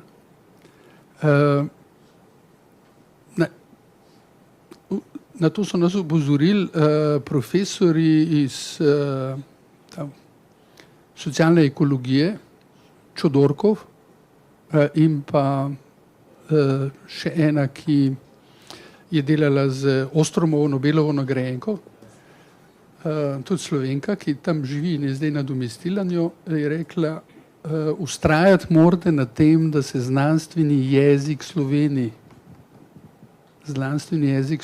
Mi smo tlele noter v teh knjigah izumili kar nekaj slovenskih besed in bomo mogli narediti tudi slovar, okoljski slovar, zato da boste sploh lahko razumeli, naprimer, da vam dam eno. Escobar je besedo ki je postavljena vis-a-vis razsvetljenstvu, je enlightenment je v angleščini izumil sustainment. Zdaj mi pa vi poveste, kako naj to prevedem. Sustainment kot miselni svet, ki je drugačen od razsvetljenskega, ki je razum postavil v ospredje. Ja? Sustainment je pa relacijska filozofija, ki govori o relaciji posameznika do drugih ljudi, do drugih bitij, živih, neživih in do drugih svetov in do kozmosa. To je pa sustainment. Zdaj pa kako naj mi smo šli pol analogno to gledati in smo rekli, ok, če je tam razsvetljenstvo, naj bo to trajnostenstvo. Ampak to je njegov pojem, ki ga je skoval in pa smo ga mogli mi po neki analogiji tudi. Skratka, je veliko teh novih besed. Spodbuda za branje torej. Spodbuda za naporno branje, študija. Lahko pa počakate, da slovar pride, ko vam bo vse razložil te pojme. Hvala profesorju Andreju tudi še za to dopolnitev, za to dodatno spodbudo. Hvala vam, da ste se odzvali vabilo in smo bili danes skupaj z obvestilom, da bo naš naslednji skupni dogodek, skupno možno druženje 22. februarja, torej relativno hitro, ko se bomo spomnili našega častnega člana, že danes omenjenega akademika dr. Antona Vratuša, ki sicer bi bil 21. februarja star 107 let in zdaj že nekaj let ob tem njegovem siceršnjem rojstnem dnevu obeležujemo kot spominski dan naše ustanove.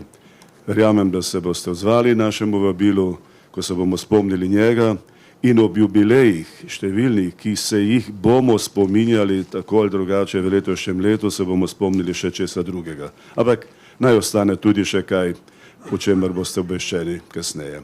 Hvala vam, da smo bili skupaj. Prijeten večer tudi danes.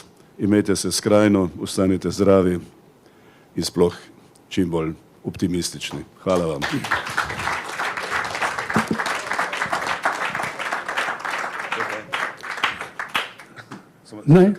Naj Zemlja ostane modri planet.